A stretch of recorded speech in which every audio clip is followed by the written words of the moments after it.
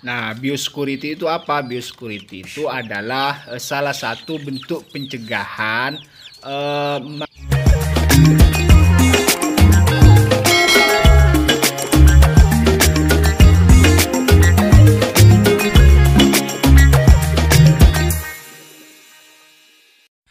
Assalamualaikum warahmatullahi wabarakatuh. Salam setong dara untuk kawan-kawan semuanya. Jumpa lagi bersama saya di channel Peternak Kampung Mandiri, channel yang membahas seputaran ayam kampung. Nah, untuk kawan-kawan, saya ucapkan banyak-banyak terima kasih yang sudah mensupport channel ini. Semoga kedepannya channel ini tetap selalu bisa berbagi hal-hal yang bermanfaat. Nah, pada kesempatan kali ini kawan-kawan, ini baru selesai pengasapan karena kemarin hujan. Nah, untuk pengasapan biasanya saya lakukan satu hari itu 2 kali, sore dan pagi hari sekitar jam 9. Dan masalah pengasapan sudah pernah saya bahas juga di video sebelumnya. Nanti linknya saya taruh di deskripsi kawan-kawan. Berbicara musim hujan kawan-kawan, kita itu tidak hanya harus ekstra dalam perawatan ayam kita kawan-kawan. Semisal kayak pemberian jamu-jamuan seperti video sebelumnya yang sudah saya jelaskan itu tentang bagaimana kita itu mencegah ayam-ayam kita itu sakit ataupun terkena virus pada musim pancaroba seperti ini.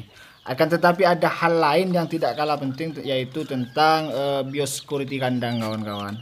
Nah, biosecurity itu apa? Biosecurity itu adalah salah satu bentuk pencegahan masuknya bibit penyakit ke area kandang. Karena kita tidak pernah tahu virus maupun penyakit itu berada di area mana. Jadi di sini kita perlu yang namanya penanganan ataupun pencegahan. Seperti salah satu contohnya selalu membersihkan tempat minum, membersihkan tempat makan, dan juga alas kandangnya. Nah, jadi ketika hal itu sudah kita lakukan, mulai dari pemberian jamu-jamuan ke ayam kita, biosecurity kandang sudah kita lakukan, insya Allah ayam kita itu akan bebas dari penyakit kawan-kawan. Nah, pada kesempatan kali ini kita akan melakukan yang namanya penyemprotan. Nah, ini adalah bahan-bahan yang saya gunakan. Nah, ini adalah disinfektan cap badak kawan-kawan. Dan biasanya kawan-kawan selain menggunakan disinfektan ini, saya itu menggunakan cuka dapur E4. Nah, dan itu yang sering saya gunakan ketika melakukan penyemprotan. Dan untuk kawan-kawan bebas mau memilih yang mana, entah itu mau cuka dapur ataupun ada yang juga yang menggunakan kayak deterjen pemutih itulah kawan-kawan. Jadi bebas gitu. Nah, akan tetapi pada kesempatan ini saya lebih menggunakan disinfektan ini. Dan manfaatnya sendiri kawan-kawan, selain menekan penyebaran virus ataupun penyakit yang berada di dalam kandang, disinfektan ini juga bisa menghilangkan bau amonia yang berada di dalam kandang kawan-kawan. Karena biasanya ketika bau amonia itu sudah meningkat, itu akan memancing virus ataupun penyakit itu datang kawan-kawan. Nah, hal ini sangatlah berbahaya terhadap ayam-ayam peliharaan kita. Jadi sebelum itu terjadi, kita harus melakukan penanganan seperti ini. Kita lakukan penyemprotan. Dan untuk takarannya sendiri kawan-kawan, dalam 1 liter air itu cukup menggunakan 3 ml disinfektan ini. Sebenarnya di belakang botolnya ini sudah ada keterangan tentang takaran ataupun aturan pakainya seperti apa. Itu sudah jelas berada di botolnya itu kawan-kawan. Nah, kemudian kita campurkan dengan air sampai berwarna kuning seperti ini. Dan selanjutnya kawan-kawan, kita langsung saja lakukan penyemprotan seperti ini. Nah, jadi kalau misalkan saya itu tidak hanya melakukan penyemprotan di liter kandangnya ataupun di alas kandangnya saja. Nah, akan tetapi di bagian-bagian kandangnya itu juga saya lakukan penyemprotan hingga merata. Baik di depan maupun di samping kandang itu saya lakukan penyemprotan seperti ini kawan-kawan. Nah, kenapa saya melakukan penyemprotan secara merata kawan-kawan? Karena yang kita hadapi itu tidak kasat mata kawan-kawan. Yang kita hadapi itu adalah virus yang tidak kelihatan. Jadi kita tidak pernah tahu di mana virus itu berada. Nah, dengan kita melakukan penyemprotan secara merata dengan harapan virus itu akan musnah ataupun pergi kawan-kawan. Nah, jadi beginilah aktivitas saya ketika melakukan biosecurity kandang.